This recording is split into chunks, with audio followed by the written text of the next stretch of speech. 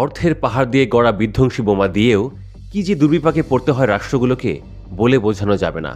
বিষয়টি শুধুই চিন্তা আর উপলব্ধির।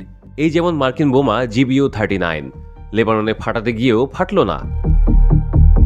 গত মাসে হিজবুল্লাহ কমান্ডার হায়তাম আলী তাবাতাবাইকে হত্যা করে মার্কিন বাহিনী।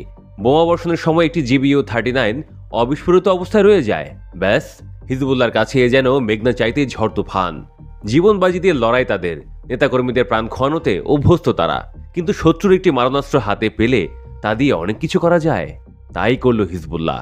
বোমাটির সাথে সাথে নিষ্ক্রিয় করে ইরানে পাঠিয়ে দিল বিস্তর গবেষণার জন্য। এ খবর পেয়ে যুক্তরাষ্ট্রের মাথায় হাত।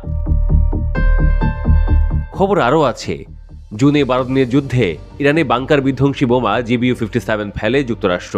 একটি বোমা অবিস্ফোরিত অবস্থায় থাকে, সেটি নিষ্ক্রিয় করে ওই বোমাটির বিস্ফোরকের আদলে আরেকটি বিস্ফোরক এরই মধ্যে বানিয়ে ফেলেছে তেহরান। তবে ইরানের প্রতিরক্ষা মন্ত্রণালয় জানিয়েছে GBU-57-এর চাইতে GBU-39 তাদের কাছে বেশি গুরুত্বপূর্ণ। কেননা GBU-39কে ইরানের ব্যালিস্টিক ক্ষেপণাস্ত্র প্রযুক্তিতে যুক্ত করতে পারলে তা হবে তাদের জন্য একটি মাইল ফলক। তো খবর হচ্ছে, GBU-57-এর যে নকল বিস্ফোরক ইরান বানিয়েছে সেটা ইরানের নিজস্ব হাইপারসনিক ব্যালিস্টিক ক্ষেপণাস্ত্র ফাতাহতে যুক্ত করার পরিকল্পনা করছে ইরান। এমনকি ইরানের নিজস্ব আরেকটি হাইপারসনিক ব্যালিস্টিক ক্ষেপণাস্ত্র খরমশাহ-4-এও যুক্ত করার পরিকল্পনা রয়েছে ইরানের। পরীক্ষা করে দেখা গেছে ইরানের তৈরি GBU-57-এর নকল বিস্ফোরকের বিধ্বংসী ক্ষমতা 20 মিটার গভীর, যেখানে মার্কিন আসল GBU-57-এর বিধ্বংসী ক্ষমতা প্রায় 60 মিটার গভীর।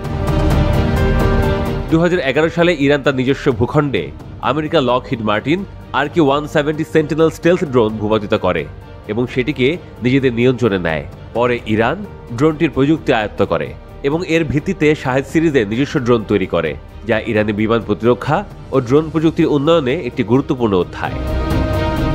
গণমাধ্যমগুলো বলছে, ইরান ও লেবানন কেউই বোমা হস্তান্তর নিয়ে কিছুই জানায়নি। গণমাধ্যমগুলো এও বলছে, নিজেদের অবিস্ফোরিত বোমা যুক্তরাষ্ট্র নাকি লেবাননের কাছে ফেরত চেয়েছে। লেবানন এমনিতেই অশান্ত। দেশটির দক্ষিণাঞ্চল জাতিসংঘ শান্তিরক্ষীদের টহল দলের ওপর বন্দুকধারীদের হামলার পর দেশটির সেনাবাহিনী 6 জনকে গ্রেপ্তার করেছে। শনিবার লেবাননের সেনাবাহিনী এক বিবৃতিতে এ তথ্য জানিয়েছে।